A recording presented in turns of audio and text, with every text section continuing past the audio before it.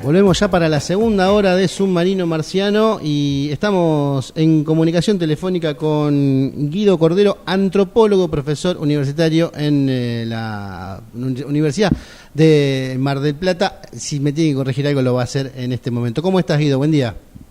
¿Qué tal? ¿Cómo estás? Muchas gracias por llamarme. Bueno, así, ¿no? Antropólogo y profesor de antropología. ¿Alguna materia en particular das que no sea así literalmente antropología? No, sí, yo doy antropología, que es la materia introductoria a la carrera de antropología, que el año pasado la logramos reabrir después de casi medio siglo. Ah, mira, bueno.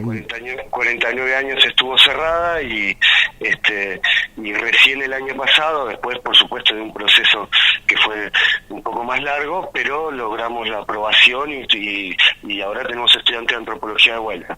Y yo doy la primera materia. 49 años me da 70 y pico, ¿no? Por ahí el motivo del cierre es el motivo de muchos cierres de... Es que así fue, en realidad la carrera es una de las primeras carreras de antropología, viene de Buenos Aires, La Plata, después se abrió en Mar del Plata en el año 67, si no me equivoco, tuvo como algunas renovaciones, hubo un momento en que fue muy importante la carrera de antropología por el tipo de gente que vino a trabajar acá, a principios de los 70, a partir del año 72, y bueno, después empezó un proceso de violencia, de persecución, y se cerró definitivamente ya durante la dictadura militar. Y era la única carrera que no se había reabierto de las que se habían cerrado en ese periodo. Bueno, esto ya te habla de una importancia que va más allá de por ahí la imagen que uno tiene del antropólogo, del científico ahí perdido en el desierto, porque si la dictadura se preocupó por cerrarla, es que tiene mucho más que ver con una cuestión actual y social que solamente la investigación de objetos y de cosas que parecen lejanas. Absolutamente, digamos, la antropología es una ciencia que tiene como objeto central la alteridad, ¿no? Las diferentes formas de vivir y de ser en el mundo, y esa alteridad es lejana o es cercana. Evidentemente el cierre de la carrera, igual que de otras carreras de ciencias sociales en esa época, es inseparable de un contexto en el cual se buscaba terminar con determinados espacios donde se podía producir conocimiento crítico que después fuera utilizado al que luego recurrieran otros actores sociales relevantes que buscaban algunos cambios, sin duda. Y trayéndolo o siguiendo por la misma línea, habíamos hablado, yo le cuento a la gente, por ahí a Guido alguno lo conoce, si tiene redes sociales, por Twitter, es un tuitero, no sé si famoso, reconocido, pero tenés mucha actividad. A veces metés cuestiones que tienen que ver con lo académico, a veces no tanto. Lo usás, le das, no sé si entidad, pero ¿te sirve esa interacción por redes sociales o es más tu rato de recreo? No, es sobre todo mi rato de recreo. En realidad, viste, desde lo académico no sé si más me perjudica, porque ahí a veces uno se enoja y dice cualquier barbaridad. Sé que hay distintas maneras de usarlo. Hay gente que incluso separa sus redes sociales que tienen más que ver con lo laboral, con lo profesional, de aquello más personal. Yo no lo hago, y bueno, le queda esa especie de personaje por medio del cual te conozco a vos, ¿no? Sí. Nos conocemos de ahí. Yo mucho menos famoso, mucho menos puteado también, por suerte. Pero bueno.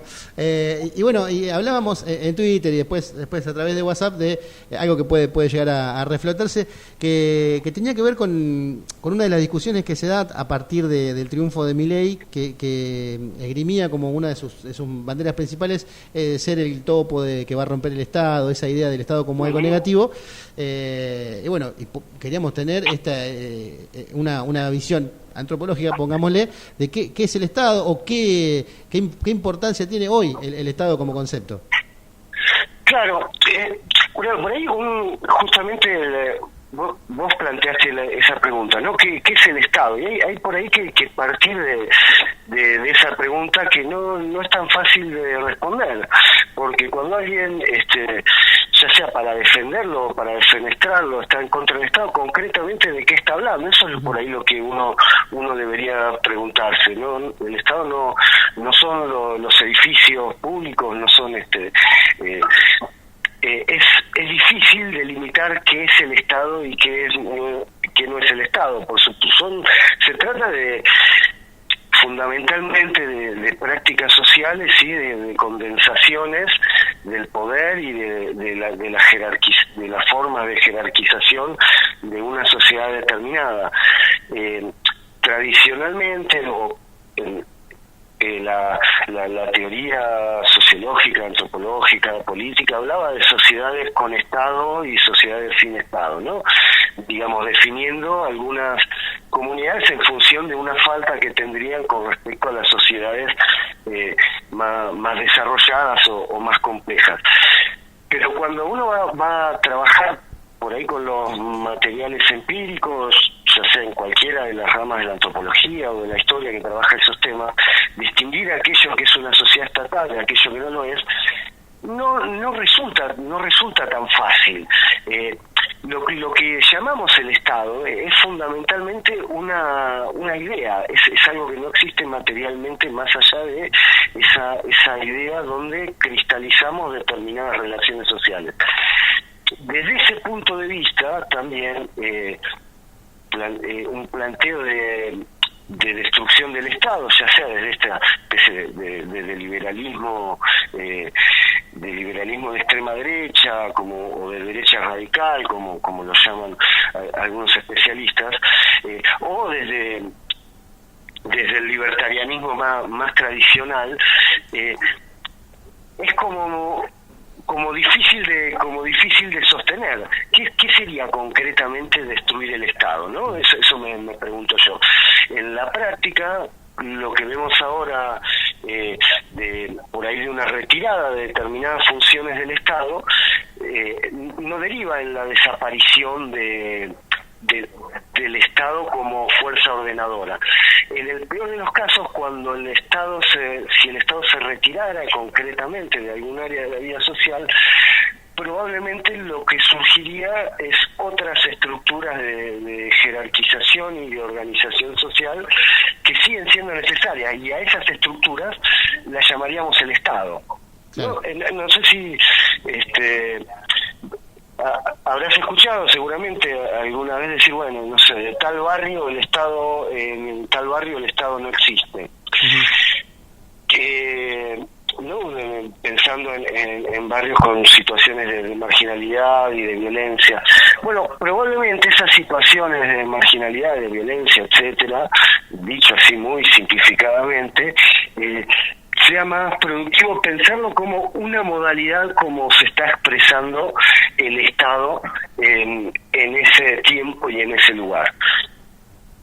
Bien, otra de las discusiones que, como vos decís, en algunos barrios que el Estado no está, el Estado no existe, el Estado se retira, se habla de el avance de otras organizaciones, como decís vos, que se le ponen nombre o caracterización, que es el narcotráfico, en lugares marginales y más pobres quizá, pero también hay una puja más en las altas esferas que tiene que ver con el concepto moderno de Estado Nacional, que está entrando, por lo menos, no te digo en una guerra, pero en algo muy parecido con empresas multinacionales o transnacionales que en algunos casos tienen riquezas más grandes que países medianos. Totalmente, bueno, eso yo entiendo que la llegada es un proceso, por supuesto, de hace muchos años, menos novedoso por ahí de lo que tendemos a creer, ¿no? La existencia de estructuras que están más allá de los Estados-nación. Bueno, a ver, esas también son modalidades de estatalidad. En todo caso, cuando se plantea o una crisis del Estado o una destrucción del Estado desde determinados enfoques ideológicos, más bien lo que se está discutiendo es formas de formas en que se va a expresar ese tipo de relaciones a las que nosotros llamamos Estado. Yo pienso que esto también lo tendríamos que tener claro a la hora de defender el Estado, ¿no? De defender el Estado-Nación, que es una forma particular en la cual se expresan esas relaciones de desigualdad propias de una sociedad de cierta complejidad, que en la medida que ese Estado-Nación sea democrático, mantenga canales de discusión, de pluralidad interna, es posible precisamente controlar o por lo menos participar en el resultado en que se dan los procesos históricos, lo cual este tipo de estructuras poderosas como las que vos señalás, o estructuras más pequeñas que son capaces de ejercer una suerte de soberanía en determinado territorio, esa posibilidad de la discusión medianamente abierta, del respeto de derechos fundamentales, se hace mucho más difícil. Yo entiendo que desde ese lugar es que hay que plantear una defensa del Estado. Claro, hay una cuestión de la democratización o de la democracia en sí, que en estas formas de Estado no tiene por ahí la importancia o prácticamente ni existe con respecto a lo que tenemos, o por lo menos estamos acostumbrados en los últimos años. No, seguramente es otro tipo, es otra modalidad de Estado y otra modalidad de poder. El Estado, en tanto espacio donde se anudan estas relaciones sociales, también se disputan estas relaciones de poder. Entonces, si bien el Estado siempre es una estructura de dominación, no puede ser otra cosa que una estructura de dominación, se ha ido construyendo de manera tal que esa estructura de dominación genera determinados espacios para tramitar los problemas sociales, las disputas que siempre van a existir porque son parte de la naturaleza humana.